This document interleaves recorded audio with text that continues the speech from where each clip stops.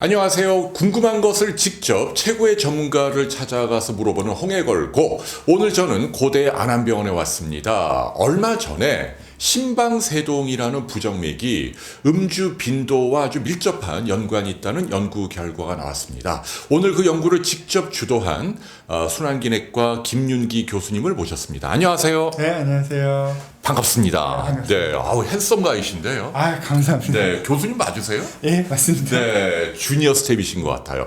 자, 그런데 이 고대 안암병원 순환기내과, 특히 그 중에서도 부정맥 팀은 단연 우리나라 최고 권위를 자랑하는 곳입니다. 숱하게 많은 업적을 내놓고 있는데요. 고려대학교 안암병원 부정맥센터는 김영훈 교수님께서 처음 1998년부터 심방세동에 대한 고주파 절제술 치료를 시작을 하셨고, 현재까지 4,500례 이상의 아주 많은 시술을 진행하였고, 어떻게 하면 더 좋은 치료를 제공할 수 있을까? 밤낮 없이 환자 진료, 연구, 그리고 학생들 교육에 매진하고 있습니다. 이야, 이게 좀 준비된 깨알 자랑인데. 열심히 준비했습니다. 좋습니다. 자, 그러면 이렇게 그 고대 안암병원 부정맥 그 팀에서 아주 흥미로운 연구 결과를 발표했는데요. 음주 빈도와 심방세동. 자, 간단히 요약을 해주십시오.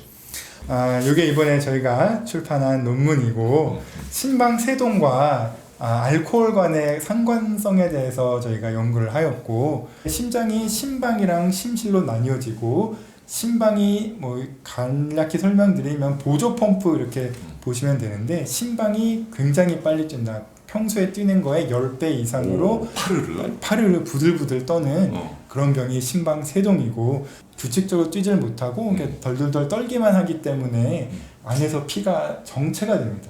피가 정체가 되면은 그 안에서 혈전 같은 것들이 많이 생길 수가 있어요.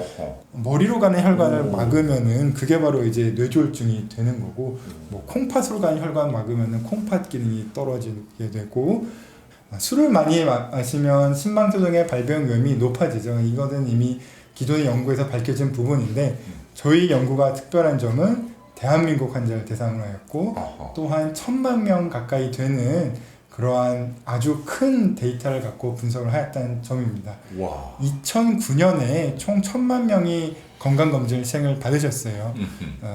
아시겠지만 이제 건강검진 시행을 받으면 흡연력도 조사를 하고, 특히 알코올 섭취력에 대해서 굉장히 자세하게 설문지를 작성을 하게 돼 있거든요.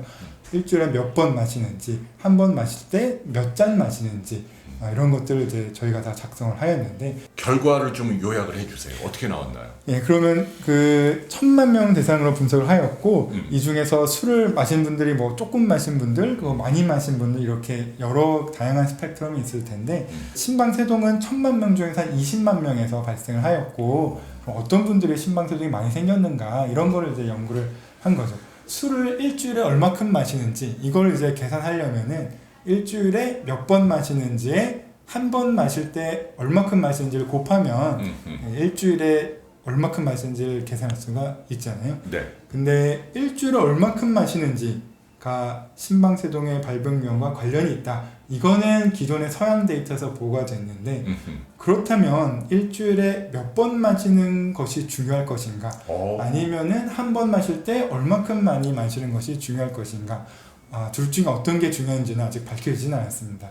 일주일에 많이 마시는 거, 이거는 반복적으로 폭로된다는 것을 뜻하는 것이고, 한 번 마실 때 많이 마시는 거, 이거는 아주 고농도로 단일 폭로가 되는 것을 뜻하는 것인데, 이 두 가지는 비슷한 듯 하면서 다르거든요. 예를 들면은 항생제 같은 경우에도 퀴놀론 같은 항생제는 한 번의 피크 농도를 도달하는 것이 중요하고, 즉 고농도로 한 번에 단일 폭로되는 것이 중요하고, 방코마이신 같은 항생제는 이 최고 농도보다는 최저 농도, 즉 꾸준한 농도로 지속적으로 유지하는 것이 중요합니다. 따라서 한 번 피크로 폭로되는 것과 아주 저농도지만 반복적으로 폭로되는 것, 이것은 엄연히 다르고, 술은 어떨 것인가? 그러게 궁금하네요. 술은 심방세동에서 어떨 것인가? 술을 자주 마시는 것이 결론적으로 더 중요한 것으로 확인이 되었고, 좀 자세한 수치를 말씀을 드리자면 일주일에 210g 이상 복용을 하면은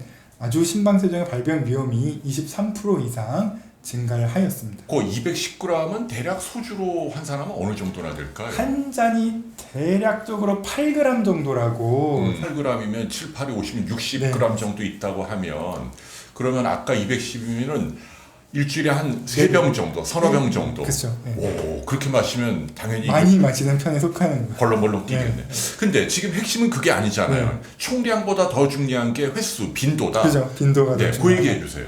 저희가 기준점을 삼았어요. 일주일에 2번 마시는 분들을 이분들을 기준점으로 삼았고 그러면은 일주일에 2번 마시는 분들에 비교해서 7번 즉 매일 술을 마시는 분들은 심방세동의 발병 위험이 42% 가까이 오. 증가하는 것으로 확인이 되었고 이 42%는 뭐 저희가 다른 변수들 뭐 연령이라든지 당뇨, 고혈압, 뭐 사회 경제적 수준, 뭐 흡연. 흡연 이런 다양한 변수들을 다 보정한 상태에서 분석을 오. 한 거고 40%면은 굉장히 많이 증가를 하는 거거든요. 그러네요. 그러니까 그 말씀은 이제 얼마나 많이 마셨는가도 중요하지만 작은 양이라도 자주 마시는 게 굉장히 안 좋다. 굉장히 좋다. 네. 근데 죄송한데 일주일에 그렇게 매일 마시는 사람은 너무 드문 거 아닌가요?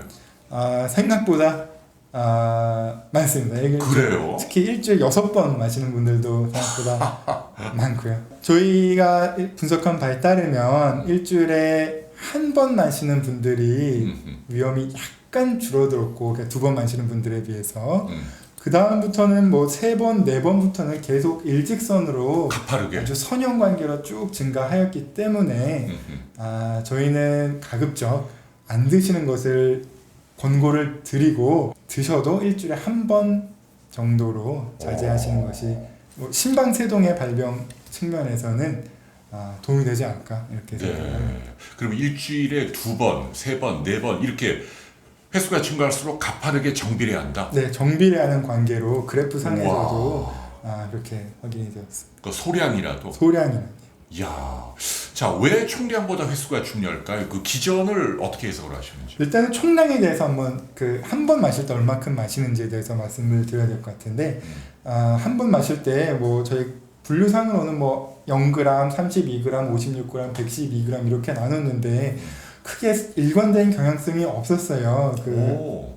한 번 마실 때 많이 마시더라도 더 뭐 심방세동의 발병이 증가하는 것도 아니었고 그래요? 한 번 마실 때 얼마큼 마시는지 일주일에 몇 번 마시는지 이거를 동일한 통계 모델에 넣어서 분석을 하였을 때 일주일에 얼마큼 마시는지만 통계적으로 유의하게 관련성이 있게 나왔고 오히려 한 번 마실 때 얼마큼 마시는지는 통계적으로 관련성이 일단 전혀 없었기 때문에 저 반복적으로 폭로되는 것이 더 중요하다.